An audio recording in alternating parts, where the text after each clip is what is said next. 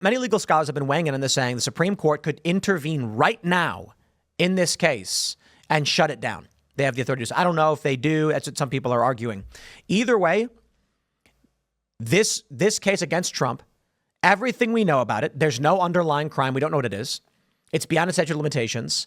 It's a misdemeanor. They upgrade to a felony with some false underlying crime. We have no idea. The judge gave bad instructions to the jury. The prosecution argued something that wasn't true. The judge wasn't allowing. I mean, the appeals are all right there. The lawsuits need to happen right now that New York is interfering in the 2024 election. Trump is the presumptive nominee. He's been the presumptive nominee the whole time. And now they're trying to lock him up to stop him. He can't campaign. He needs to be going to these swing states and campaigning. Texas should sue immediately, citing original jurisdiction, going to the Supreme Court and demanding they weigh in on this. Otherwise, it's going to come July 11th. They're going to say, sentencing will begin. Trump, we're gonna hold you temporarily. No RNC. Trump can't be there for the nomination. What do? Is it a ploy to try and stop them from giving Trump the nomination? Nikki Haley walks in and says, well, Trump can't be here. So he's not here to accept the nomination. I am. And the rules are rules. So you have no choice. And then they pick Nikki Haley. Is that what happens? And then what do we get? The election comes down to a split Biden-Haley-Trump write-in campaign, and Trump ends up getting 30 million write-ins. Nikki Haley gets 30 million, and then Biden wins. They need to take action now. Otherwise, maybe that's the shadow campaign the whole time. Block Trump from appearing at the RNC. Claim rules are rules, and if Trump isn't here, he can't accept the nomination because he's in jail or prison. And then who's the next person in line? Nikki Haley. Could I pose a question to the whole panel? Were we headed here anyway as a country? Like, would we have ended up here no matter what? Or is this all happening because Trump ran? Did he accelerate something that we would have ended up here anyway, or did he cause it? It's a good question. Trump is a symptom. But were we headed here anyway? Yes. Because, like, would Trump have run if we weren't headed here anyways, right? Like, all of this happened for a reason, and it's hard to say, well, did Trump set it off, or did Trump run because something was already in motion? He saw it, and it led to these things. I think generally the federal government has too much dominance in this country. I don't think this is the way it was supposed to be. And so the idea that ultimately we are coming up against what feels like top-down abuse of states is not surprising. And I do think ultimately this is a moment for the states to decide that they are going to start rebuilding barriers to federal control. I mean, when you're talking about your idea, Tim, it made me think about when Abbott said basically, like, I will be now enforcing the border. Right. And you guys have failed. Texas is in a state of emergency and I'm taking action. I thought that was really powerful, especially given that, the Biden administration's response was, no, you can't do that. You have to let it be the way it is, even though border communities and inner city people in Texas are suffering because of this. I felt like that was really telling. I think that we have been on a track of misalignment. And so I don't know if Trump accelerated. I think he, because of his personality, does heighten maybe some hysteria. But generally, I think we were on a bad path. And there is a question of, like, can we steer the ship back towards more of the balance of powers that America was supposed to have originally? I'd love to. I mean, it kind of, at this point, it's almost not even worth it to speculate for me. Because, like, I consider the last election, this is between good and evil. Make your choice. And we lost that one. I didn't think we could do 4 years of what we've had, and I definitely don't think we can do 4 more. Well, a lot of people can't. A lot of people are struggling to pay their bills. And what happens? We're on the verge of war with China, Iran. Right. We're at war with Russia. And what happens when or if people stop paying into the government and the government is keeping alive all the people that are now here that are living off the government? Then what? Regardless of what the government's spending, if the way we get a right-wing style Antifa is actually just a no confidence, like if people just start feeling like the government doesn't matter, and this is already happening, right? I just absolutely love this because we had someone on the show a little while ago and they were arguing with me. It can't happen. It'll never happen. And I'm like, what if the right starts acting like the left and decides there's no government anyway? Whatever they say on TV has no bearing on my life. And they kept saying, that'll never happen. That can't happen. I'm like, dude, you have roving bands of bandits raiding department stores all over the country. Numerous department stores have shut down. Westfield Mall, I think it is, and SF is mostly abandoned now. The owners have abandoned their debt to the bank, saying you can keep the building. Bye-bye. Two of the largest hotels have shut down. There's feces everywhere. Already, we are seeing this across the country, a rise in no confidence. People are going around committing crimes because in their minds, there is no government. Now, the only thing keeping this country together, older people and conservatives. My fear is that all the looting we see in big cities, this means that these people don't fear government. Does the left fear the police? No. They will literally fight a cop. When the left is out protesting and a cop tries to arrest them, they will get into a fist fight with that cop and try to quote unquote de-arrest. They do not care for the perceived authority of that cop. Then you've got the roving gangs that go and shoot up department stores and rob them blind. They literally don't care about the structure or order of anything. Conservatives do. So if it comes to the point based on what we're seeing with this, and conservatives just say, there's no government anymore. What the Democrats are like, come November, let's say Joe Biden wins. I'm willing to bet large portions of rural towns and areas just start saying like, there's no country anymore. There's no federal government. What does that mean? It means that they don't respond to federal inquiry. They don't care. Many of them aren't even receiving funding in the first place. They're not going to pay their taxes. If people stop all at once, there's nothing the system can do about it. It just implodes overnight. And that's why this is why tax law is so important. It's why they need 87,000 new IRS agents. Everyone's wondering why. Why do they have so many IRS agents? I'm telling you, it's because people are going to come out in November and they're going to be like, it's not going to be something where they protest. I am not saying that a guy stands up on a soapbox and says, I've decided I won't pay taxes anymore. It's going to be a dude waking up and being like, that has no relevance to me at all. I've got to go out and take care of my chickens. And then April's going to come by and he's going to be like, oh, I don't know. And they're going to be like, you file your taxes? And he goes, to who? And they're going to be like, to the federal government. He's like, we haven't had a functioning government in 8 years. I don't even know what you're talking about. Ain't nobody's come and talked to me about it. People will just break confidence in a different way. Those roving gangs that rob department stores, they don't pay taxes.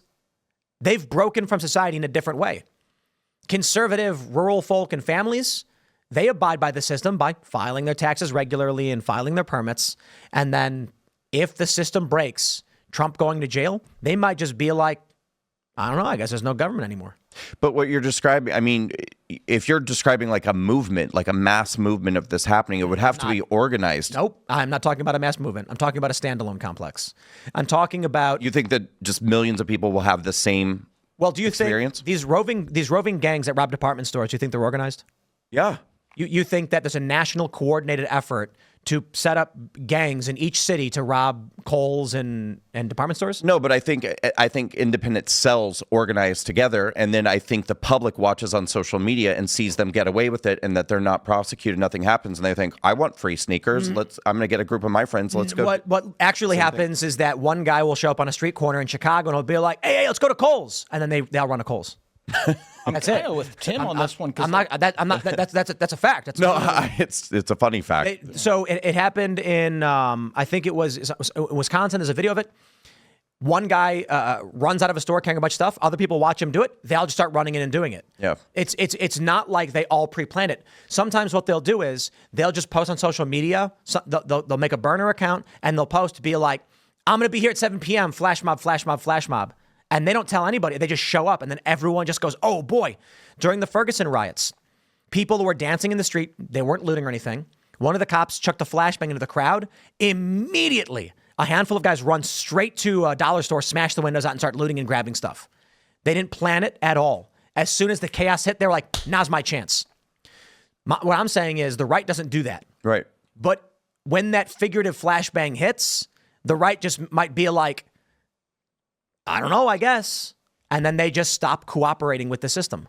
Okay, but in a way, what you just described is January 6th. No. I'm not talking about large groups of people doing anything. No, I get it. I get it. But what I'm saying is that January 6th never would have happened if people hadn't spent the entire year watching the left do exactly what happened for a very short period of time on January 6th. And we watched the left do it day after day after day after day and get away with it. Not only get away with it, but the media was saying nothing to see here. It's mostly peaceful. This is all, oh, they're fighting racial injustice. And when it came to a panic point at the very end, when they finally said, we're going to charge forward. We don't care if you think the election was stolen or not. We don't give a damn what you guys think about this. I think there was this moment, that flash moment that you're describing, where people said, why shouldn't I behave like the left behaves? Why shouldn't we engage? We're just as outraged as these people. The right will never behave like the left does because the right has merit, structure, and integrity. The far left going around smashing things, there's no goal there. They're just idle hands being the devil's playground. People on the right are farming. They're tending to their cows. Just a few blocks away, we've got a bunch of cows. There's little ones, there's big ones. They drink the water, they eat the grass. It's fun, but someone's got to go take care of them. So what the right would do in the event of no confidence is not so like the left will organize intentionally. Everybody meet here, we're protesting. Then they throw bricks, they accomplish nothing, the government doesn't care. The real breakdown in society and cities among the left is when roving bands flash mob and just raid stores. Yeah. No organization, no plan, and no way to deal with it. When the right gets to the point where they no longer believe there's a functioning government, they're not going to go around smashing bricks and robbing people. They're just not going to pay taxes. Right. I get it. Yeah, they'll get like a bill in the mail. Be like, well, I can't afford this, so next one. They're going to say, if I don't know you, I don't owe you. Right. It'll just And then they're going to get a tax bill in the mail, and they're going to be like, they're going to throw it in the garbage. And that's why they needed 87,000 new IRS agents, because they can see something like this coming. Everyone's wondering why it is. Why do they need 87,000 IRS agents? That was weird. Well, because they can, the government foresees it. And they what did they do? They bought a whole bunch of hollow point bullets. Yeah. Because they can foresee a time when large swaths of people in this country simply just say, I'm done participating. Well, it's crazy. With debanking, people are just going to be like, I'm going to find other means. With Bitcoin and cryptocurrencies, they're going to be like, I don't want to get my bank account shut down, which has already happened tremendously. I mean, Mike Lindell was telling us about this. So what happens if we start seeing a mass movement where people are like, I'm just going to start using cryptocurrencies because I'm concerned they're going to shut my bank down? Then we're going to use APIs for our website so we can use crypto instead of Visa and MasterCard and banks. Now you can't debank them. And then what happens when they stop filing their taxes and they say, you have nothing to do with me? If enough people legitimately think Joe Biden did not win, or after convicting Trump and jailing him, there is no way for him to legitimately win, no matter what happens come November, they're going to say, you're not the president. I only listen to what Trump has to say. He's the one who won. I think the biggest risk here is if something happens in November that people can't decide who won. I mean, with 2020, the media all came out and said, there you go, right? Joe Biden wins. If come November, the media comes out and says, we're seeing disputes and lawsuits and we've not yet got the results in. And then we get something in January of 2025, different from January 6th, but still disruptive. Imagine that members of Congress and the Senate, or who knows? I doubt it because the Democrats have the Senate. But imagine something disruptive happens and we don't get through the vote count. Maybe there's an active lawsuit and the Supreme Court finally does intervene. And then you've got people being like, what did Joe Biden claim? Why? He's not the president. Then the left is going to say the opposite. Donald Trump's not the president. He's not in office. Joe Biden will still literally be in office. And then he'll say something. The IRS will send a bill and the person's going to be like, this is from the fake government. When we get to the point where no one can recognize which one is the actual government, that's when the breakdown happens. People are just going to be like, you're not the government, Joe Biden. And Matt Taibbi described this in an article he wrote a couple years ago. The point at which two vehicles go full speed to the police station. Two guys jump out of the cars, run up to the chief of police and yell, arrest that man at each other. Then law enforcement ultimately decides who's the government. So people are going to disregard the government. The question then becomes how this country persists if you end up with a situation where there's not enough federal law enforcement officers, I think there's 100,000 for the whole country, unable to maintain enforcement at the federal level, then this country, that's it. Then there's basically just a guy on TV claiming he's the president. Thanks for watching this clip from Timcast IRL. Make sure to check out the live show Monday through Friday at 8 p.m. on this channel. Subscribe and we'll see you all there.